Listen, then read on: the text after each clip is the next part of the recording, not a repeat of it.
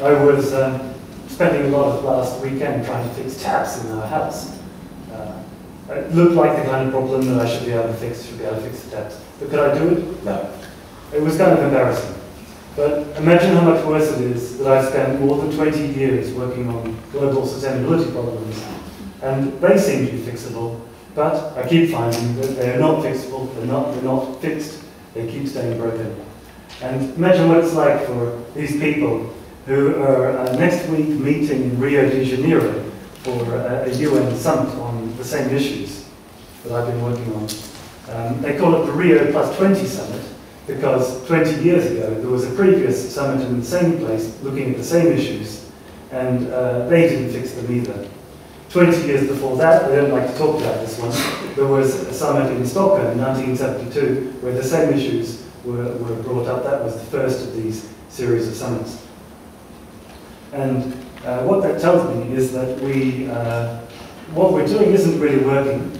What I'm going to try to suggest today is what we can do instead. And I'm hoping to have more success with that than I did with the taps at home. So over the past 40 years, millions of people have taken billions of steps to solve global problems. If you've bought recycled paper or if you've switched to renewable energy, then you're taking these steps too. And we should keep doing that. These are important, but it's not enough. We also need to do something different, because if we look at the number of problems that we've actually solved over the past 40 years, we haven't solved any of them. While we've been taking these gradual steps, what we're finding is that the problems are quietly leaping and racing ahead of us. So we need to do something differently. Here's a view of the planet potentially that we might end up with, which is a picture of a grey, uninhabitable planet. We don't know if it really will be grey if it's uninhabitable, but you get the idea. And if we keep going as we are, then this is the kind of scenario that we're facing, even if it's not grey. So we know that we can't keep going with more of these meetings, more of the same things, taking more steps. We know we need to change direction. And I think that it doesn't take decades or even years to change direction. I think that we can do it any time. And I don't think that it's a matter of taking a long journey of steps towards global problem solving.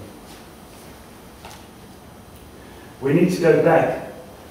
You can't see the text here.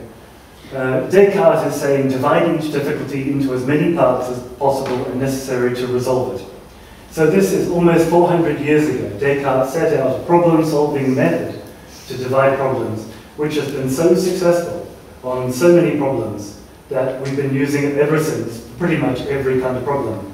And when the first Earth Summit in 1972 was thinking, what are we going to do? They used Descartes' method of dividing problems into parts to try to solve them. And pretty much ever since then, the same thinking, the same approach has been used, both for causing the problems and for trying to solve them. Descartes' method, you could present that as a loaf of bread. Suppose all the world's problems, the environment, social, economic problems, are in a loaf of bread.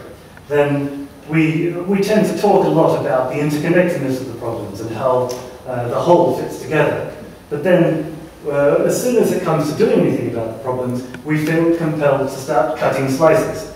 And we cut, for example, a climate slice out, and then we cut the climate into a lot of sub-issues and sub-problems. We might make plans for who's going to do what and where and when, and then we end up with smaller and smaller slices. And these big slices, at the end, the crumbs, they become the steps that we take. So what we've got is a problem that seems big and overwhelming to start with. We break it down into small slices, it seems to become manageable, and we can take steps on it. But the disadvantage is that it becomes more manageable, doesn't become solvable. We actually end up with crumbs that we lose the big picture on, and we end up with slices where what we're doing within one slice is making things worse somewhere else. So what else could we do? Here's an alternative view of global problems, which are presented as one large interconnected complex whole. Can you see the quote there? Great. So everything is connected to something else. Everything is connected to everything else. And what can you do with a problem, with this kind of complexity. This gives you the possibility to think, oh, well, it's all tangled up. We can't do anything with it at all. Or you can think, there are patterns in here, and how can we unravel it? How can we untangle it? And how can we create a change in there where we haven't found it before?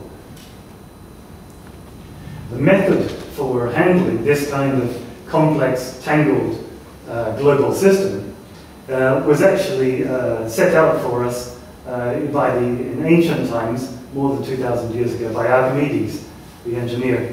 He wrote, give me a lever and a place to stand and I will move the earth. And that's what we need now. We need to be able to find places in that complexity which shift the whole system as a whole. The systems thinker, Donella Meadows, used to write about leverage points, which is places in a complex system where you can make a change, and that change has a big effect on the whole system. Like, for example, you've got a very dull, slow party, and then suddenly people remember to turn the music on. So the music is the lever that made a change to the whole system of the party. And we can find levers to make changes for the whole global system as well. The question is just how to locate these things. If we find the right levers, then we can get what's called a systemic change. It organizes itself, it works through the whole system, and you don't need to any longer tell people all the time what all the problems are and what they should be doing instead differently. The change just happens. So here's a school of fish. Imagine they were heading towards the mouth of a large predator. They wouldn't need to be reminded what to do. They would change direction instantly, go the other way. But suppose the school of fish were like us. What would we be doing? There would be some fish who would say, I don't believe in big fish. I'm not going to change. There would be some fish who would be wanting to study the limits. How much further can we go before we really reach the problem? We need more research here. And there would be others who would be looking at it economically. Well, we're doing quite well like this, but we need to slow down a bit. We need a steady state fish swimming from now on. So levers are not so complicated. They're a kind of policy, something you can do, and the intention of the policy is to make a change, not in one particular slice of the problem, but a change that spreads everywhere through the whole system. But of course, we're not finding these things. The levers are not obvious, which is why we haven't used them. The levers are in areas that you might call blind spots. We don't see them because they're not the way the world works now, and they're not the way that we think, and they're not the sort of solutions that we're accustomed to finding. So, but that's the point with levers. The levers are intended to create the new reality, not to fit in with the old reality. I'm going to suggest, I can suggest 7 levers. These have been published in a paper by the NATO Science Programme. They've been well peer-reviewed. They've been discussed intensively over 2 years with more than 500 people in a web think tank that I run. The first question is, how ambitious should we be when we're solving problems? Should we, for example, aim to cut down the number of plastic bottles that we're using? Should we set up schemes for recycling plastic bags? Or could we be thinking, should we throw away the whole idea of waste? What's this for anyway? So, lever 1 is to be ambitious enough to actually solve the problems. To give ourselves a chance of solving problems by setting out to actually do it. And we haven't done that over the past 40 years. It sounds silly, but we haven't. So, that means that we need to set out not just to reduce problems, but to reverse them. It means that we need to not just focus on a particular slices of problems and leave the others to someone else. It means we need to design solutions that work for the problems as a whole. It was good to hear Lizzie Overton earlier. We haven't got the quote here. This was about a UK government program, very interesting one, that ran 5 years ago. It was supposed to run for 5 years, but they stopped it. It was going to young people and asking their ideas on change and ideas for the global problems and what they wanted to do, and then helping young people to develop those ideas and not guiding them too much. So the young people that I worked with on this were buzzing with ideas and with questions. And this is an approach which fits in very well with what Lizzie Overton was talking about earlier, that we can have an education that isn't something that's done to us, but we create it through the process of exploring the ideas for ourselves and sharing the curiosity of what it is that we're all interested in. So lever one is to switch to a curiosity-led learning from the current factory farm style learning, where we slice up the knowledge into small pieces and feed it to young minds.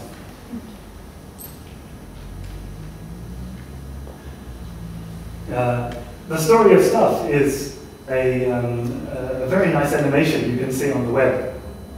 It talks about the way that we handle resources. And this question of how we handle resources, it's the cause of almost all the environmental problems that we hear of today. Climate change, for example, and almost all the others. So we take our resources from nature, we run them through a factory, we take them to a shop, they go to our household, and then they end up, more or less all of them over a period of time, as waste, either in the air, in land, or in water. So lever 3 is to change that pattern, to change that direction.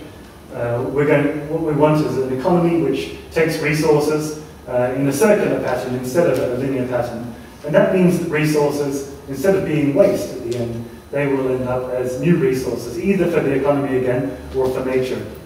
And we can design the economy to do better when it works in that circular pattern, whereas currently we have an economy that does better when we're processing more resources faster and ending up with more waste.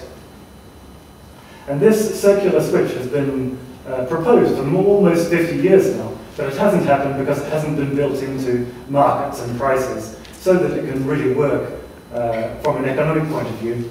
I've written papers on this as well. This is actually quite easy to do for all kinds of products, not just the fossil fuels and carbon that most people talk about, but we can correct externalities and prices and make economic growth into a driver of the kind of problem solving that we need, simply by focusing on the likelihood of a particular product ending up as waste. If it's twice as likely to end up as waste, then the premium on the price will be twice as big. We collect up all the premiums and we spend them on making sure that the likelihood of everything becoming waste is falling down all the time.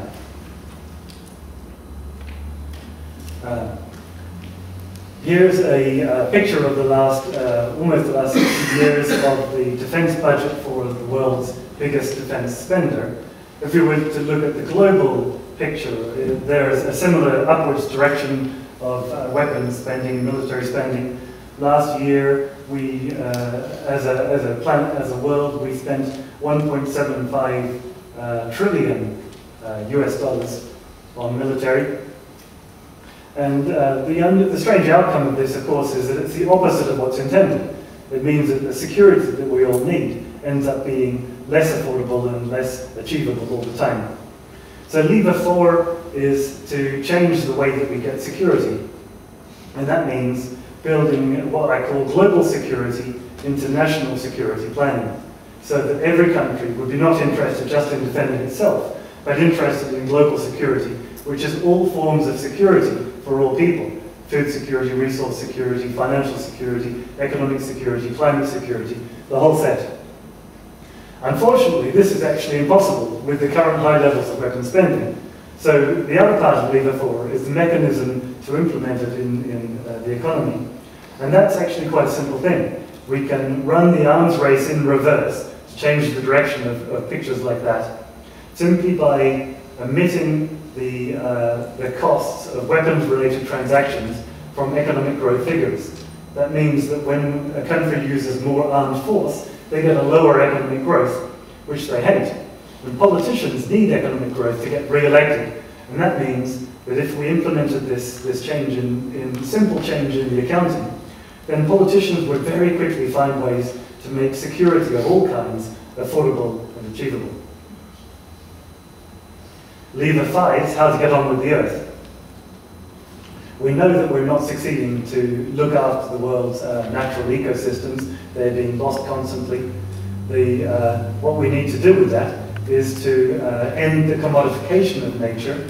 That can be done with an indigenous worldview, where we have a sense that it's us who belong to the earth, rather than the other way around. And that can be implemented very simply with an international treaty which redefines ownership as a duty of care to the land, to not destroy the natural capital, to not destroy the ecosystems. And owners who do that would no longer qualify to be owners. Ralph Nader has a very nice book called Only the Super Rich Can Save Us. And that's because now 0.5% of the world's population own more than a third of all the global household wealth. And that means that the things that people need for their basic lives will often be owned by someone else. It means that the super rich can have political influence that will tell governments what to do. So Lever 6 is for the super rich to redirect their surplus accumulated wealth into the world's accumulated problems that haven't been solved. And this can be done by peer dialogue and peer pressure. It can also be done by governments and the public, giving them various forms of encouragement. A tax on speculating financial transfers, and the ending of tax havens would be a good example. Doug Tompkins here should get kudos from being the person who has conserved 2 million acres of forest in Chile and Argentina. He said that what if the 10,000 richest people would do what I did? So he's leading the possibilities there. Now, we have a lot of levers so far. You can look at them also as a way of how to cultivate money. And each of those levers tells us something about how to cultivate money. The seventh lever is about how we create money, how the money gets into the economy. You will almost never hear this discussed on the news when people are talking about the debt crisis or austerity or recession. But actually all of these things are a result of money creation by banks, where the banks create the money as debt. And this is the cause of debt overall around the world in different places, continuing to rise ever and ever more. So we can create money publicly instead from transparent, public-owned and public accountable bodies. Each of the levers are connected in the same way that the complexity of the world is connected. So you can think that currently we're not attempting even to move any of these 7 levers. If we attempted to move some of them, probably the lock would still remain closed, and we wouldn't have the possibilities for change that we need. If we were to move all 7 levers, that would be like unlocking the possibilities for change in the whole system. And we would see change faster than we dare imagine today. And the benefits would be shared amongst all people. So this is something I'm hoping that we'll be able to do as soon as possible, because the sooner we do it, the better our chances of success. Thank you very much.